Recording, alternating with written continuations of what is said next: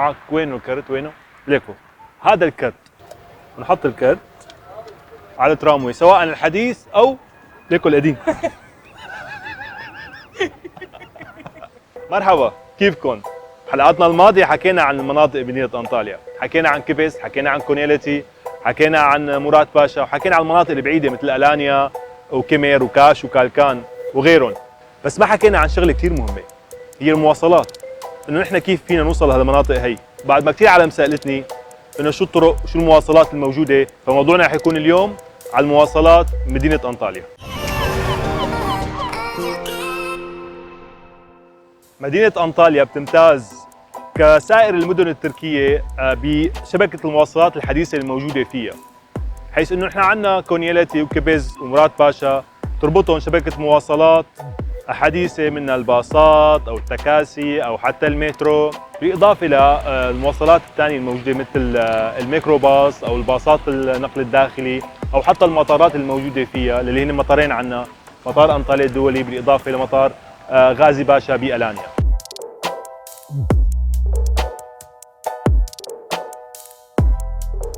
خلينا نحكي على الباصات العامة الموجودة بأنطاليا اللي بتغطي تقريبا معظم المناطق أو ضواحي مدينة أنطاليا.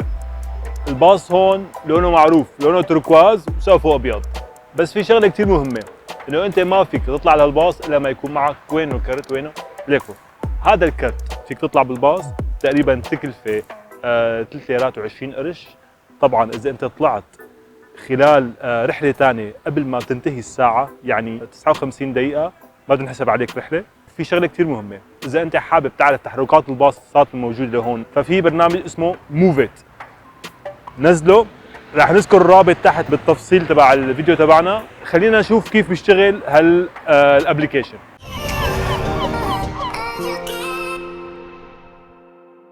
نحن حكينا على الابليكيشن اسمه موفيت، وفي ابليكيشن ثاني اسمه أنطاليا كارت اللي هو مختص بمدينة أنطاليا. بنفتح البرنامج كتير سهل وباللغة الإنجليزية. فأنت وين حابب تروح؟ تكتب المكان اللي أنت حابب تروح عليه. مثلا أنا حابب روح على مارك أنطاليا اللي هو مركز تجاري. بيطلع اللوكيشن تبعي بالابليكيشن بشكل تلقائي، وبيعطيني أرقام الباصات يلي بتوصل للمول. مثلا في KL 08 بدي 10 دقائق مشي لحتى أوصل للموقف لحتى أقدر أخذ الباص. أو في كي سي 35A كمان بدي 2 minutes مشي بس بوقف للموقف، بعدين 15 minutes بوصل للمارك أنطاليا. وكل باص موجود هون له طريق معين. مثلا كي سي 35A بنشوف الطريق تبعه انه مباشرة رايح. في ايام الروت بياخد لأماكن تانية بعدين بيوصل للمكان اللي انت بدك اياه، فانت بدك توصل لمكانك بطريق مختصر. طبعا النقط البيضاء اللي شايفينها هي المحطات اللي بيوقف فيها الباص. هلا خلينا نشوف شو في ميزات فينا نستخدمها بهالابليكيشن هذا. تعبي الكارت تبعك عن طريق الكارت اونلاين تشارج، بس لازم يكون عندك كريدت كارد. فيك تعرف قديش في عندك رصيد بالكارت تبعك عن طريق كمان الابليكيشن. من وين بدك تاخذ هذا الكارت؟ فيك تاخذها تشتريها من شوفير الباص نفسه اللي عم يسوق الباص، فهو بيبيع الكروت، او من البقاليات الموجوده، او من الاكشاك عامل الموجوده بمدينه انطاليا.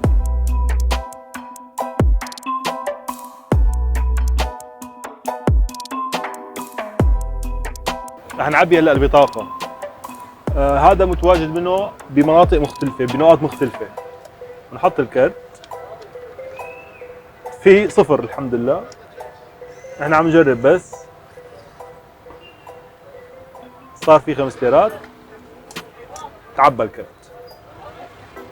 دون. طبعا الكرت هذا مو بس بيشتغل على الباصات، كمان بيشتغل على الترامواي، ففيك تستخدمه لوسيلتين النقل.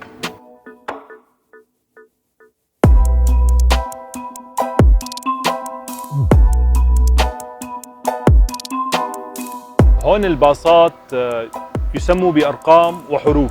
مثال عنا باص رقم KL 08.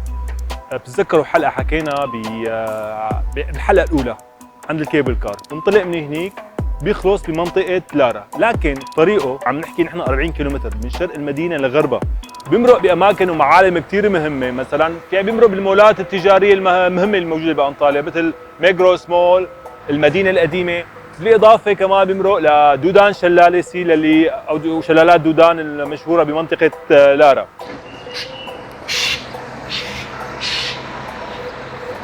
اكثر وسيله نقل بتغطي معظم مناطق انطاليا هي الباصات العامه. دوام الباصات يبدا 6 صباحا بينتهي 11 مساء، لكن في خطين من الباصات اللي هو رقم 600 ورقم 800 بيضلوا شغالين تقريبا 24 ساعه لانهم مشاويرهم مباشره على المطار. هدول ممكن نلاقيهم بمنطقه الهادريان جيت بقلب المدينه، فيك تاخذ الباص من هنيك.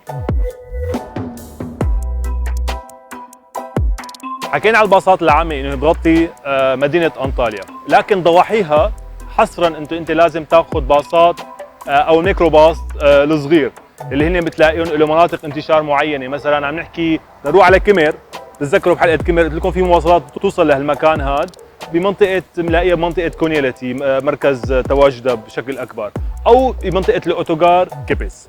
تقريبا سعر الروحه على الاماكن اللي بعيده عن انطاليا مثلا عندنا مثل كمر او مثل بيلك او مثل اماكن ثانيه بين ال 10 ل 15 ليره.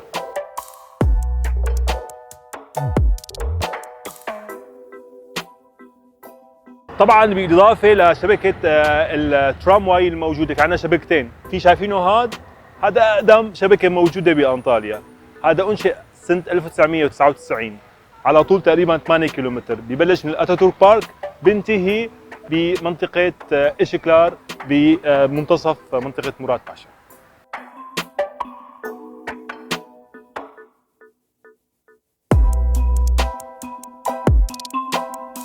هذا اللي ينشئ سنه 2009 يلي بياخذ من منطقه كيبز بيوصل للمطار او حتى بيوصل لمنطقه الاكسبو اللي هي بعد المطار ب 10 كيلومتر. شبكه الترامواي اللي موجوده بانطاليا تقريبا متغطي 60%.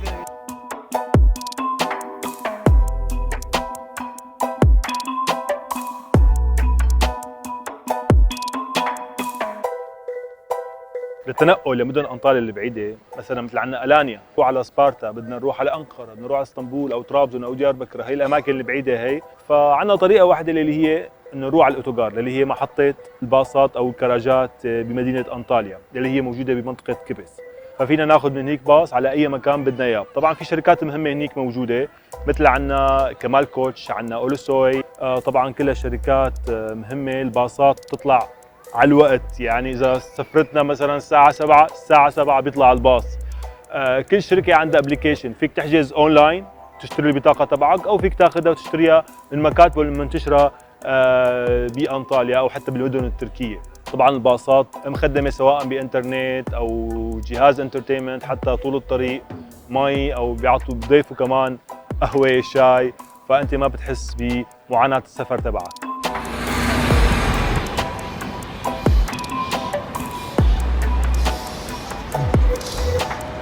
من الوسائل الثانيه اللي هي التاكسي. كيف فينا نطلب التاكسي؟ تقريبا في بكل 100 متر في علبه مثل العلبه هي، بتكبس الزر التاكسي لحاله بيجي لعندك، وحتى في ابلكيشن بتنزله عندك باي مكان انت كنت بانطاليا، بتستخدم الابلكيشن. كمان في نفس الزر بس شو تاتش، بتكبسه التاكسي بيجي لمحل ما انت موجود. هلا وصلنا للشق الاخير بحلقتنا يلي هو وسيله الطيران.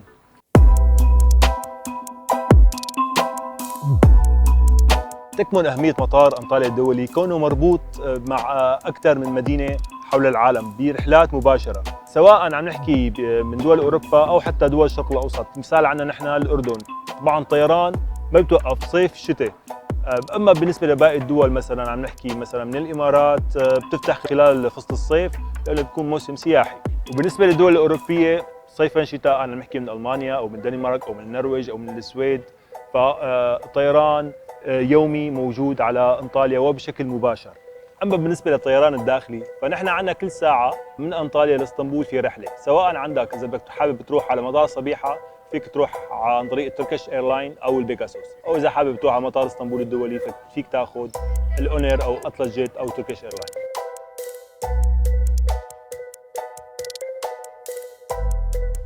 وهلا بننهي حلقتنا لليوم، وقبل ما اروح يا جماعه سبسكرايب حلوه وظريفه، واللايك كمان حبابه ولطيفه، والشير منيحه لرفقاتك. وبنشوفكم بحلقه جديده من تريب سنترز على تراموي، سواء الحديث او ديكو القديم.